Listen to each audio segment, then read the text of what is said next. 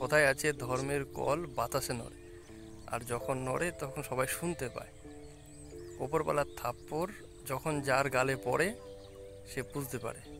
এক ব্যক্তি সাইকেলে করে মাছ নিয়ে গ্রামে গ্রামে বিক্রি করতো। তো উনি যেই গ্রামে মাছ বিক্রি করতো সেই গ্রামে এক মস্তান ছিল। উনি জানতো না সেটা। তো সেই মস্তান একদিন ওই মাছওয়ালার কাছ থেকে মাছ কেনে। মাছওয়ালা যথারীতি পয়সা চায়। মস্তান বলে যে তোমাকে 2 দিন পরে দেবো, এখন যাও।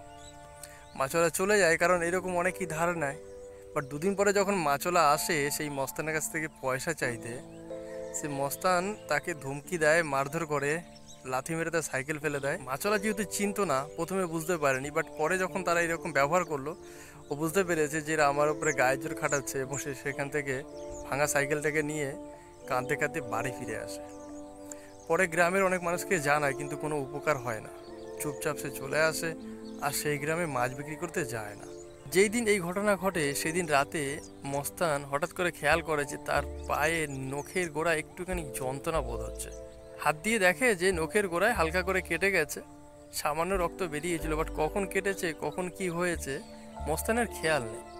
গায়ে জোর আছে, মনে জোর আছে। এসব ছোটোখাটো জিনিস তো আমাদের এমনি শুকিয়ে যায় শরীরে, ছোটোখাটো কাটা হলে। মস্তান আর গুরুত্ব দেয়নি।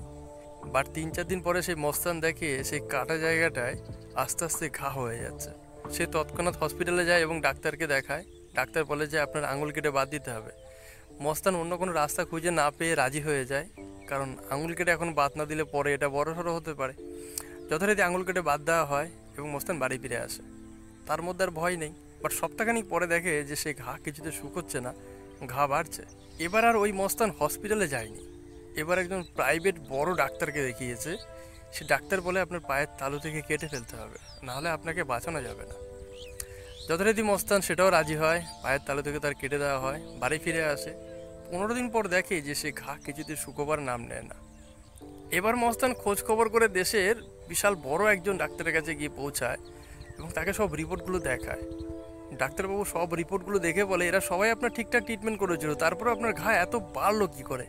বর্তমানে আপনার যা পরিস্থিতি, হাঁটুর নিচ থেকে কেটে বাদ দিতে হবে, নাহলে আপনাকে বাঁচানো যাবে না। ডাক্তারবাবু সেই মস্তানকে জিজ্ঞেস করে যে কিভাবে এই ঘটনা ঘটলো, যে ঠিকঠাক ট্রিটমেন্ট করার পরও স্টেপ বাই স্টেপ আপনার এইভাবে ঘা বেরিয়েই যাচ্ছে, কমছে না কিছুতে। কী সমস্যা আপনার? আপনার তো আমি সব রিপোর্ট দেখলাম, সব ঠিক আছে। মস্তান বলে যে এইরকম একটা ঘটনা আমার সাথে ঘটেছিল।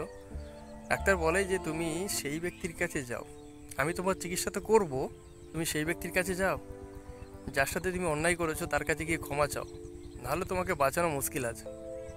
মস্তান হাঁটুর নিচ থেকে বাদ দিয়ে বাড়ি ফিরে আসে। খোঁজখবর নিয়ে জানে যে ওই মাছওয়ালার বাড়ি ওই গ্রামে। মস্তান সপরিবারে সেই ব্যক্তির বাড়ি গিয়ে পৌঁছায়, আর সেই ব্যক্তির হাতে পায়ে ধরে তাকে কান্নাকাটি করে সব কথা খুলে বলে, আর জিজ্ঞেস করে যে কী এমন ঘটনা হলো আমি বুঝতে পারিনি, সেদিন তোমার সাথে ঝামেলার পরে আজকে আমার এই পরিণতি হলো। তুমি কি কিছু করেছো যার জন্য আজকে আমার এই পরিণতি হলো? সেই মাছওয়ালা বলে আমি করব কি করে, আমি তো খুবই সামান্য মানুষ, আমার তো কিছু করার নেই। বাট আপনারা যেটা করেছেন, আমি যখন পেরে উঠিনি আপনাদের সাথে, তখন আমি কাঁদতে কাঁদতে বাড়ি ফিরছিলাম আমার ভাঙা সাইকেলটা নিয়ে, তখন আমি উপরওয়ালাকে বলেছিলাম যে ঈশ্বর তুমি এর বিচার করো, আমার ক্ষমতা নেই, তুমি এর বিচার করো। বিচার ঈশ্বর করেছে, আমি কিছু করিনি। তো সেই মাছওয়ালার কথা ঈশ্বর শুনেছেন এবং যথারীতি তার বিচার করেছেন। ঈশ্বর বড় বলবান। কথায় আছে ধর্মের কল বাতাসে নড়ে, আর যখন নড়ে তখন সবাই শুনতে পায়। ওপরবেলার থাপ্পড় যখন যার গালে পড়ে সে বুঝতে পারে। ভালো থাকবেন সবাই।